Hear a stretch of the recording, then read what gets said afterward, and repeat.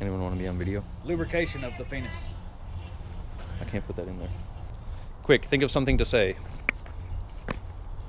All right, guys, we're up at RPM Motorsports. We just closed down. As you can see, we're having our Friday meeting with the guys. As you can see, the Tahoe is back behind the shop with the hood popped because bad things have happened. I broke it again. Real bad things happened over there. Yeah, should I put that on camera? No. Tell people to be careful when they drive too. Okay, I'll go look at it in a second. The part is actually broken. Oh, hey Nikki. Hola. So what happened was the transmission broke, and I just wanted to show you guys it sitting up here. I pulled the transmission out a couple days ago and sent it off to be rebuilt, but this time we're gonna do it a little bit different. All the money.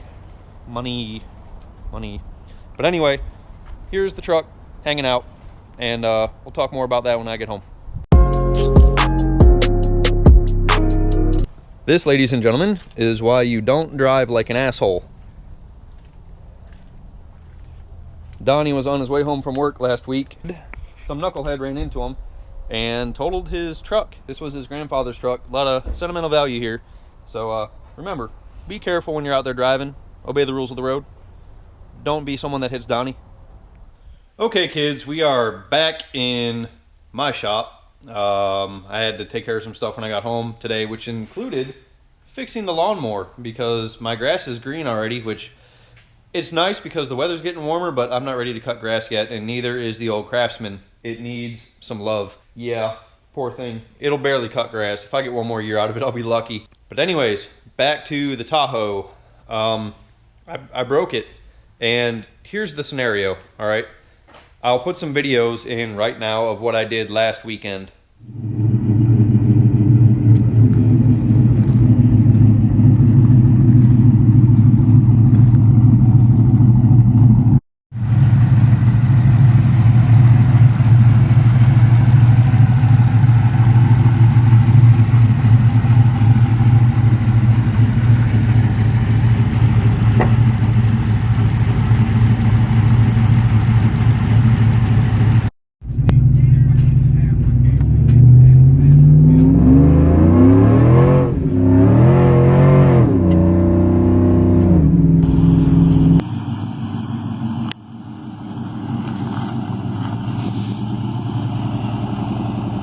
Oh, he's going to get a running start.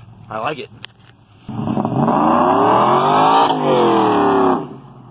Now, while that was all fun and games, the transmission was not happy, and all the pulls that we made on the dyno were in second gear. So here's what happened. Sunday night, I went out to dinner, got back in the truck, fired up, went to leave, and going on down the road, it wouldn't shift out of first. So it was tacking like $4 grand, you know, just light throttle trying to get up to speed.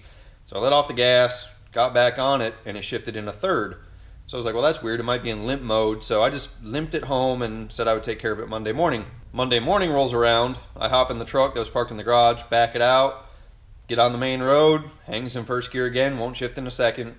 Let off the throttle, shifts in a third. So I limp it to work and put the laptop on it.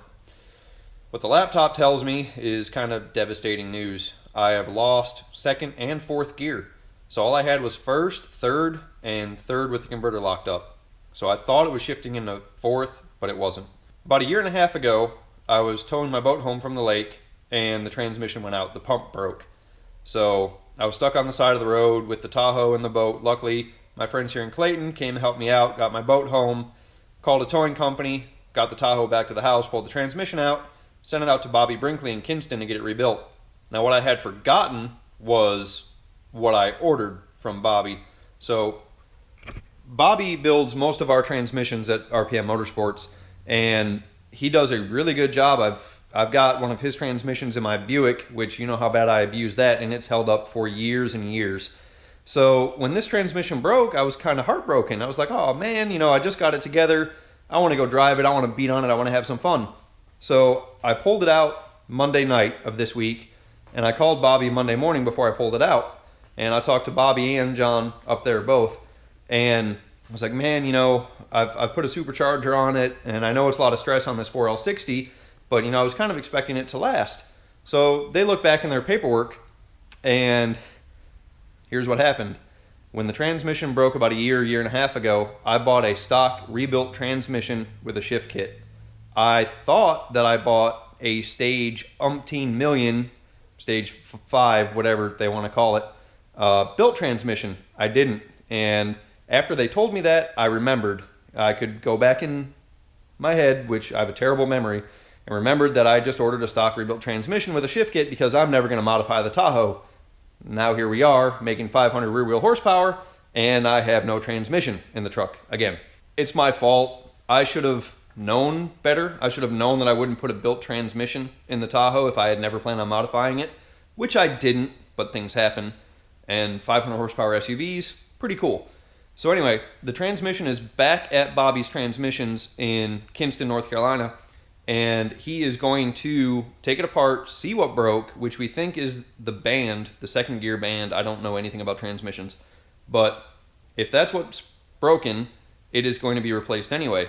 Normally 4L60s have a 4-pinion planetary. We're going to upgrade to a 5-pinion planetary, and a 29 something sprag and a wide band and alto clutches and all this other stuff that I really don't know anything about. They just sound stronger than stock. Different input and output shafts, stuff like that. So 500 rear wheel horsepower, really no surprise that the transmission broke. I was surprised at the time, and I was really bummed. I was like, oh man, you know, all you guys comment that the 4L60 is going to be the next thing to go, and then it breaks. So heart also broken. But knowing what I know now, it's understandable. I don't have a really good converter in it either, so my plan is to upgrade. We'll see how the timeline plays out. I pulled the transmission out of the Tahoe. Took me about an hour, which I don't think is that bad. I didn't video it because, like I said, still heartbroken. Didn't feel like holding the camera up. I guess the biggest bummer of this whole thing is my dad comes in town next week, and I wanted to be able to take my dad out in the Tahoe and go goof around and, you know, have some fun and kind of abuse it a little bit. Well, now I won't have a transmission in it, so I can't really do that. Luckily, the Buick is up and running, but there's a downside to this too. Every time I take my dad out in the Buick, it breaks. The first time he ever rode in it, when it had the turbo on it, was down here in North Carolina, and we went out, and it was carbureted blow-through at the time, and the throttle hung, and I actually put the Buick through a ditch. Luckily, nothing happened. Kind of rolled through it nice and smooth, but the throttle hung, kind of ended our fun. We were all kind of bummed out after that. Second time my dad rode in the Buick was up in Michigan for the Woodward Dream Cruise. Probably 3 or 4 years ago, I took the car up there to go to the Buick meet and meet some people. And I was coming home from a cruise-in at a VFW, coming down the highway, you know, we were having fun with the car. Got on the main road, headed back to my parents' house, slowed down to about 20 miles an hour, and just hammered it. You know, I wanted to do a big rolling burnout with my dad in the car, and shifted in a second, and the transmission broke.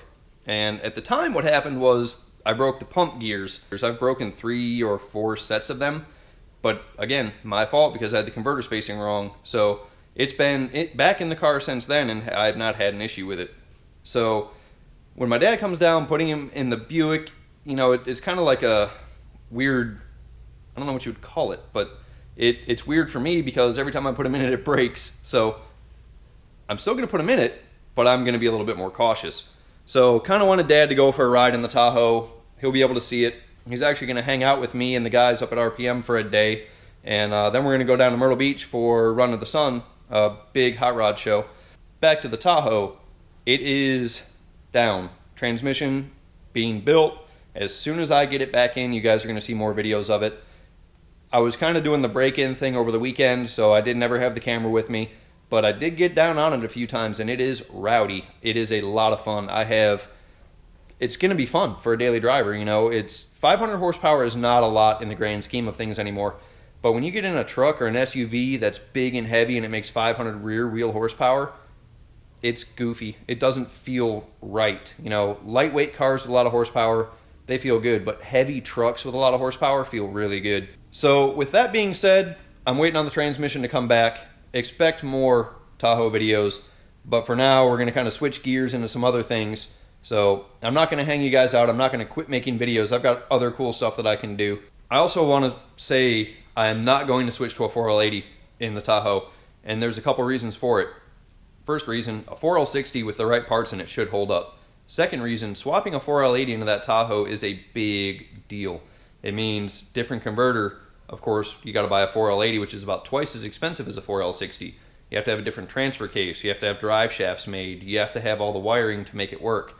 It's probably about a $10,000 investment, whereas a new 4L60, about $2,500. So I can't put that kind of money into that truck because it's not even worth 10 grand to the bank or to anyone who rolls up on it and wants to buy it. So for now, 4L60 life. You know, if things happen and I get another SUV, I'll go ham on it. You know, I will do stupid. But this truck, I want to be able to drive it. You know, 500 horsepower to the tires. This is the most it's ever going to make. That's why I'm not switching to a 4L80 right now.